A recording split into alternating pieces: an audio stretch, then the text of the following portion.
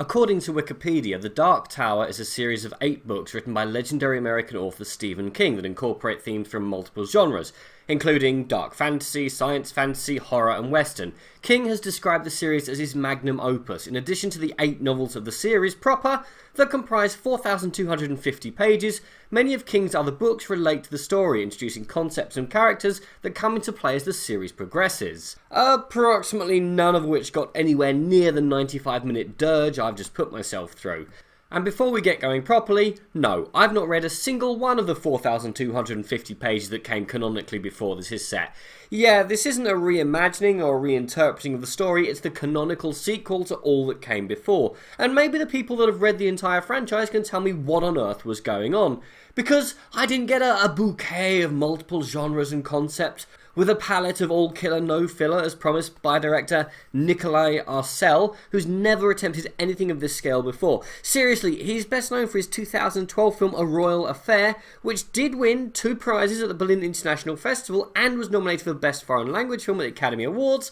But this is the first, and hopefully last time, he's attempted anything more than a small film focusing on people. I mean, he's certainly got no idea how to shoot a decent fight scene, or build a fantastical world, or find a decent child actor, or even keep his good actors from looking bored and confused. Mind you, if both J.J. Abrams and Ron Howard bail on your movie, which has been in development hell since 2007, maybe you shouldn't be calling the Academy or preparing to be at the helm of the next Star Wars movie, but you really shouldn't be reminding me of The Last Witch Hunter, which, I have to give credit, took some serious effort, because when was the last time anyone thought about The Last Witch Hunter? Yeah, it's your bog standard old warrior takes young person under their wing to fight an evil empire which is using a beam weapon to destroy planets. And no! Stop! This is nothing like what you're imagining. Remember, or try to, The Last Witch Hunter. An awesome idea that's just boring and dull when it has absolutely no right to be so. Speaking of boring, could the director really not tell Matthew McConaughey to play what I think is supposed to be an all-powerful evil wizard in black? The man just looked vaguely confused, as if wondering why he said yes to the script, or not quite sure if he left the stove on. In a role that screamed out for some scenery chewing on a scale of the late great Alan Rickman in Prince of Thieves, McConaughey barely takes a nibble. However, he's doing better than Idris Elba, who normally gives a performance of towering gravitas, even when performing in something like Pacific Rim. But here, he's either sulking or physically trying to walk off set, only to be constantly thwarted by his desire to receive that nice juicy paycheck. As for Tom Taylor, who plays Chosen One, I hope he enjoyed his time in Hollywood and got a nice t-shirt or something to give to his mum. I mean, this is a person of so little interest, charisma or presence that his Wikipedia page, that anyone can edit, literally starts with Taylor was born in 2000 or 2001. What? As for the film itself, it begins with the most random and useless text that I've ever seen start a film.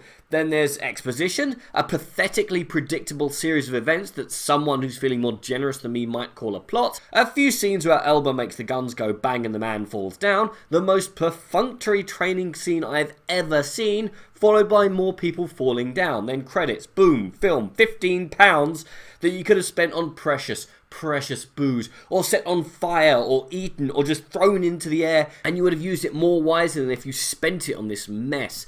This is a film that needs to be longer by about 30 to 45 minutes. It needed to build its world in more depth and explain what was going on, why it was going on, who these people are, why the bad guys have a Death Star but Elba still thinks he's in the Wild West. Or, and here are a few questions that could also have been addressed, is Elba simply a man, or does he have powers and abilities beyond an ordinary man? A random line of exposition explains that these guns are made from Excalibur, but why? Does this mean they shoot better? We see him buy normal ammunition, so do the guns do something to the bullets? What are the Man in Black's powers, and why does he want to watch the worlds burn? Why do you think this is getting a sequel that'll be R-rated when this has barely made back its budget and is rated 12A? Could you have either been short and action-packed or long and actually explain the logic behind this, and what the hell was going on? Seriously, how did a film with weaponized psychic kids, Luciferian wizards, and gun nut night cowboys from another dimension feel so dull? And if your only goal is to get from Act 1 to Act 3 as efficiently as possible, what is the point? I can't give this my lowest rating because it does have a functioning plot of some sort, and it's got some not completely terrible CGI, and Elba is trying. I mean, he's trying to escape, but he's still trying, and McConaughey does occasionally remember he's supposed to act. So by the slimmest of hair's breadth, just skip it, guys. Just skip it. There's nothing to see here. What did you guys think, and what is the most botched book-to-film adaptation in your opinion? Comment below, let me know. I'm Daniel, this has been A Dunking. If you've enjoyed this video, please like, share, and subscribe.